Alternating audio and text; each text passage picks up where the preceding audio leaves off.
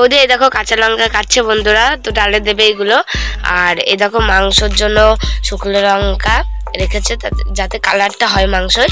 আর এই দেখো টমেটো, ধনের পাতা তো কেটে রাখা হয়ে গেছে ধুয়ে। এই দেখো পেঁয়াজ, আলু, এই যে আদা আর রসুন। তো আমাদের মশলা কমপ্লিট। তো বৌদির সবকিছু কাটা হয়ে গেছে, তো বৌদি এখন বসে আছে তো এখন মশলা করার জন্য। তো এই দেখো কাঁচা লঙ্কাগুলো এখানে রাখছে। থালাটা কিন্তু খুবই সুন্দর লাগছে, একদম সাজানো হয়েছে।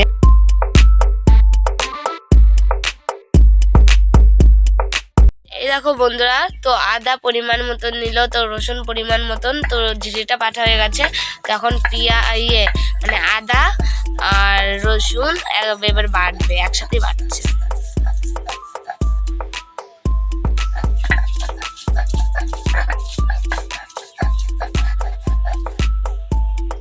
দেখো বৌদি পরিমাণ মতন জিরেটা নিল, তখন বাটবে। তো বৌদিকে আমি বললাম যে বৌদি মিক্সার মেশিনে না, মানে তুমি মিক্সার মেশিনে না করে তুমি হাতেই করো, কারণ হাতে মানে মশলা করার যে স্বাদ সেটা মিক্সার মেশিনে সেটা হয় না।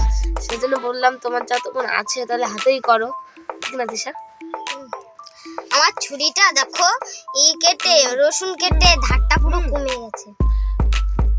এই যে লঙ্কা বাটা শুরু করে দিয়েছে, তো খুব গরম দেখো, গরমে বৌদি পুরো ঘেমে গেছে, এত গরম দিচ্ছে মানে এখানটাই। তো লঙ্কা বাটছে দেখো।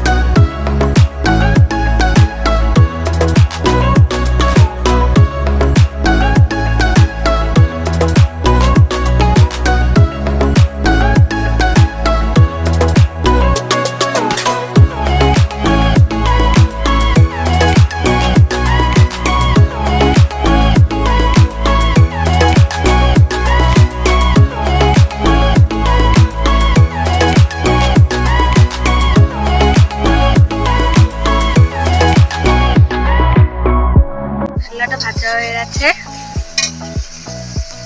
এখন মাংস দেবে।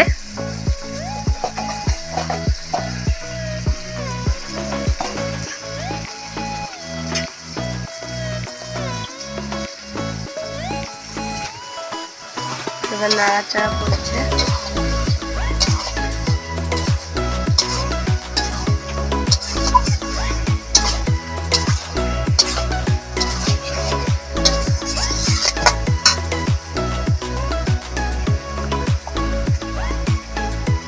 এবার নুন হলুদ দিয়ে কষাবে মাংসটা।